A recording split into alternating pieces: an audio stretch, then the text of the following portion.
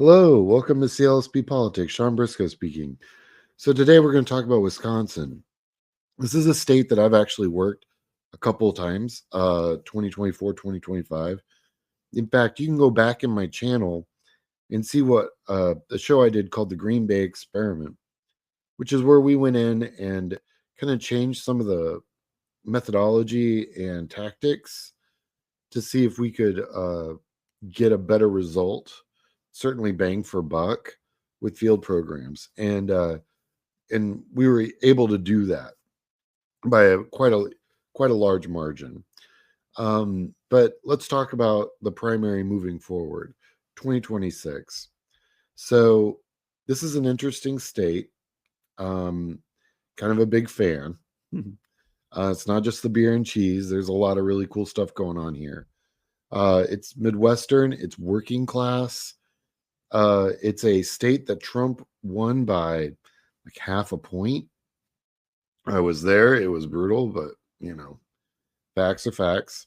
But interesting follow up to that was down ballot. The Democrats won seats.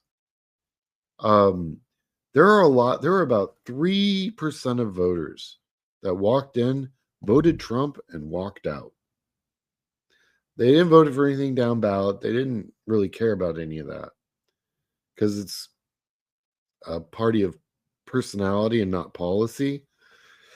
And that personality is at the top of the ticket and has almost no coattails. So, I mean, unless you're running, really, honestly, it doesn't have much coattails at all. So when you look at Wisconsin, you can't look at like, oh, it's a red state. It's really not. It's getting bluer every cycle. To give you an idea, that Supreme Court race they had in April, they normally call that thing around midnight. We ended up calling that race at like 8:30 in the evening. Like my team had just settled down, got our beer, and was waiting to watch the numbers roll in. And that stuff was on lock by 8:30. We were like, all right, time to go home. It was crazy. So this is what the congressional districts kind of look like right now. You've got my two that I'm looking at hard, and we'll be doing a lot of follow-up in January once we get more FEC information, is District 3 and District 1. And I think these are the two that are most likely to flip. And I've talked to a few of the people I communicate with in Wisconsin. They're not so convinced, but I am. I think these are the two. And I'm going to have a follow-up show later today talking about exactly that, actually, but on a national level. So this is what it looks like right now. As you can see, 1 and 3 are kind of, who knows, but 5, 6, 8, and 7 are pretty much on lock. When you look at it by county and where the blue votes are, you can see 1 has a good chunk of blue, but you also have to look at the white. Those white districts are the 50-50s. That's why 3 is in flux, because there's just not a lot of red. There's a lot of blue, but there's not a lot of red. And you get a lot of just 50-50 counties out there. And given all the stuff that the Trump administration's done to the agricultural industry, I don't think those agricultural counties where they grow nothing but cows and agricultural programs in industries, they aren't having it. So it'll be interesting to see how that all plays out. Demographically, Wisconsin be white. In fact, I was on a podcast, Left for Dead, and I their link is on my channel. You can look them up. I'm going to be back on their channel here in a couple of days. We looked it up real time during the podcast, and we found out Wisconsin technically got a little whiter over the last couple of years. But it's also getting bluer. So, it's an interesting state. Real quick, if you haven't already, you can like and subscribe. I'm at clsbpolitics.com is my website, but you can go to my YouTube, Blue Sky, Instagram, TikTok, and Substack. I post everything first on Substack, then it gets put on YouTube and the other channels. So platforms, definitely go check it out. So let's start District 1. This is one of the ones I want to watch, right? That's Brian Steele. He's the incumbent Republican. When I look at the amounts raised, dude, Brian got a lot of money. 4.2 million is a lot of money. And I think he's going to need every penny. Now, the Democrats haven't raised a lot of money yet. Like I said, I'm coming back to this one in after the January data comes out, so we can see if they're able to raise some extra dough, and they should be able to.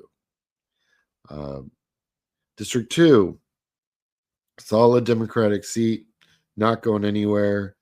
There's one Republican hasn't raised any money at all as of September, so not worried about this one. District 3, this is the other one I like, right? 2.2, it's a good bit of change. Democrats have started raising money, which is good. The problem with this district is it is a lot of geography to cover. It's not like, Wisconsin's got an overabundance of high-speed interstates or anything. These are all 2-lane roads, 4-lane roads, bebopping down. There's no, it's 55 miles an hour, and that's about it. So the logistics of running this seat is difficult and time-consuming. So it's going to cost some money to turn this seat, but I think there's some help coming in the headwinds and in politics for this coming cycle. So we'll see about that. But I like this seat. District 4, safe Democratic seat. Now, what's weird about this seat? Excuse me. No one's raised any money for this seat yet. Super weird. I can't really explain it. Another one I got to go back and look at later when I've got more data. But yeah, just wild. If you haven't already, like and subscribe. My channel is growing. I really do appreciate the support. District 6. This is going to be a safe Republican seat, but look how many Democrats are running for this seat. There's blood in the water in 6th. I don't know where it's coming from. This seat, there's something going on. Somebody on the ground is seeing something. There's no way you get this many Democrats running and there not be something there. Now, when you look at the money, there's not a lot of money, but the Republican doesn't have that much money. $583,000 sounds like a lot of money. Buy a house with that. Campaign-wise, it's nothing. So maybe that's what they're seeing. He's sitting on, Republicans got $139,000 in debt. So maybe they're seeing a low, or unfinanced Republican here. But out of all those Democrats, only half of them have raised anything by September. But I'm sure they just started. So this is another one. I mean, I even actually called around in Wisconsin and said, what's going on? And everyone's like, no idea. I'll have to look into that. And so I'm going to follow up with those guys too. District 7, very red seat. Again, not a lot of money, not a lot of anything going on here. So this will be I think the Republicans are probably going to win this one, but I mean, who knows? District 8, Republican held seat. This is a weird one too.